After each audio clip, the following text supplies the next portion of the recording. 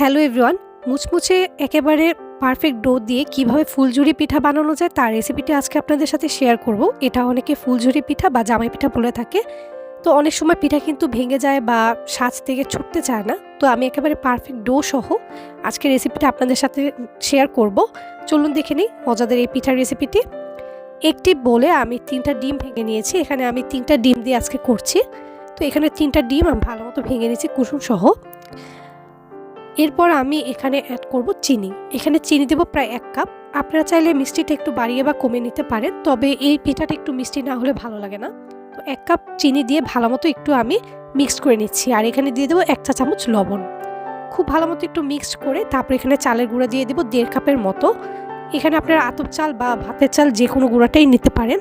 তো নিয়ে খুব ভালো মতো মিক্সড করে নিচ্ছি। এই পর্যায়ে কিন্তু আমার চিনিটা আস্তে আস্তে গলবে এরকম মিক্স করতে করতে। এরপর আমি এখানে ময়দা অ্যাড করব প্রায় 2 কাপের মতো। এই পিঠাতে কিন্তু ময়দা এবং চালের গুঁড়ো দুটোই দিতে হবে, তা না হলে কিন্তু পিঠাটা পারফেক্ট হবে না। অনেকের কিন্তু পিঠার ডোটা পাতলা হয়ে যায় বা ঘন হয়ে যায় বেশি, যার ফলে পিঠাটা সুন্দর হয় না। আর এই দেখুন ডোটা যখন একটু ঘন হয়ে আসবে তখন আমি এখানে সামান্য একটু একটু করে পানি অ্যাড করব আর একটা থিক ডো তৈরি করে নেব। ভিডিওতে দেখবেন যে একটা থিক ডো তৈরি হবে, ঠিক সেরকম করে আপনাদের এই ডোটা তৈরি করতে হবে, তা না হলে কিন্তু পিঠাটা পারফেক্ট হবে না। আর এই দেখুন ঠিক এই যে এরকম একটা ডো আমি তৈরি করে নিয়েছি। এরপর এটা আমি 20 মিনিটের জন্য রেস্টে রেখে দেব। আর এই দেখুন ডোটা কিন্তু খুব পারফেক্ট হয়েছে। এটা দিয়ে কিন্তু খুব সুন্দরভাবে পিঠাগুলো তৈরি হয়ে যাবে। আর আমি একটু দেখিয়ে দিচ্ছি কীরকম হয়েছে আমার ডোয়ের কনসিস্টেন্সিটা। আর এরপরে আমি সাজটাকে একটা প্যানে ডুবো তেল দিয়ে ভালো মতো গরম করে নিচ্ছি। এই সাজগুলো কিন্তু বাজারে কিনতে পাওয়া যায়। আর ডুবো তেল দিয়ে ভাজতে হবে পিঠাগুলো, তা না হলে কিন্তু পিঠাগুলো পারফেক্ট হবে না, মচমচে হবে না। তো খুব ভালো মতো সাজটা আমি গরম করব। এরপরে ডোয়ের মধ্যে সাজটা আমি দিয়ে একটু ডুবিয়ে তারপরে উঠিয়ে আমি তেলের উপর উপর থেকে এভাবে ঝাঁকিয়ে দিব। আর এই দেখুন পিঠাটা খুব সুন্দরভাবে এরকম ছুটে এসেছে।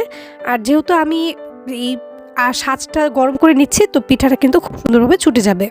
আর আমার ব্যাটারটা দেখুন কতটা পারফেক্ট হয়েছে। আর একটা পিঠার পাশে কিন্তু আমি সাজটাও দিয়ে দিয়েছি যাতে করে গরম হয় পরের পিঠাটা দেওয়ার সময়। আর এই দেখুন পিঠাটা আমি উল্টে পাল্টে ব্রাউন কালার করে ভেজে নেব। আর এই পিঠার ব্যাটারটা যত পারফেক্ট হবে আপনার পিঠাটা খেতে তত বেশি ভালো হবে এবং বানাতেও তত সুন্দর লাগবে।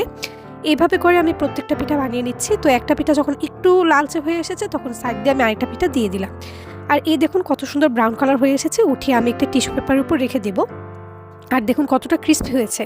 এই পিঠা কিন্তু নামানোর পরে প্রথমে একটু সফট থাকে, 4-5 সেকেন্ড পরে কিন্তু এটা একেবারে ক্রিস্পি হয়ে যায়। আর দেখুন আমার পিঠাগুলো প্রত্যেকটাই কিন্তু অনেক সুন্দর হয়েছে। একে একে এরকম করে আমি অনেকগুলো পিঠা বানিয়ে নিলাম। এই পিঠাগুলো অনেক বেশি ক্রিস্পি ছিল আর খেতে অনেক বেশি মজার ছিল। তো এইভাবে কিন্তু আমরা বানিয়ে নিতে পারি মজাদার এই ফুলঝুরি পিঠা। এই পিঠাগুলো খেতে কিন্তু অনেক বেশি ভালো লাগে চায়ের সাথে কিংবা এমনি বিকেলে। কেমন লাগলো আমার রেসিপিটি? ভালো লাগলে অবশ্যই একটি লাইক দিবেন, আমার চ্যানেলের পাশে থাকবেন। ধন্যবাদ সবাইকে।